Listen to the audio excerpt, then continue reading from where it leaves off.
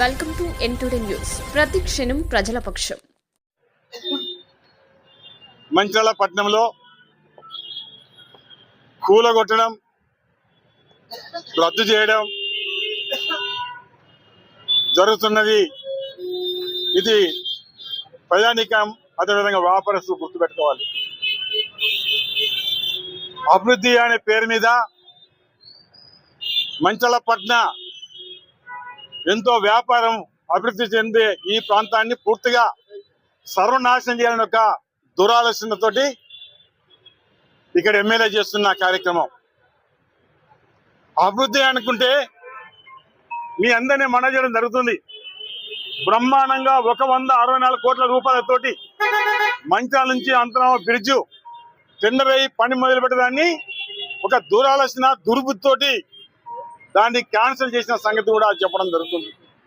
చూడ ముచ్చటగున్న 2 చౌరస్తాలు, ఒక్కొక్క కోటి రూపాయలతో కట్టిన చౌరస్తాలు కూడా 4 రూపాయలు కూడా చేసిందంటే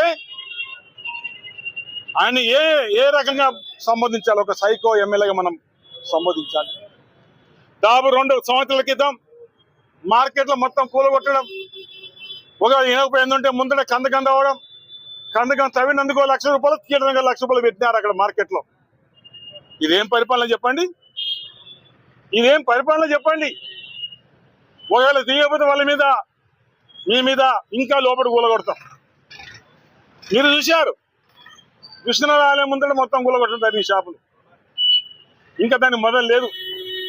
ఆనాడు దాదాపు విష్ణునాథ ఆలయం అభివృద్ధి కోసం దాదాపు 2 కోట్ల రూపాయలు నేను మంజూరు చేయడం జరిగింది.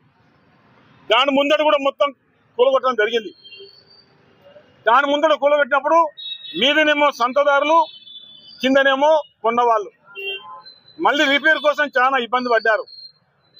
రిపేర్ చేసుకున్నారు, డ్రైన్ కట్టుకున్నారు, పాత డ్రైన్ చూసినా ముందట మళ్ళా మంచిగా నీట్గా చేస్తున్నారు. దాన్ని కూడా సర్వనాశనం చేశారు.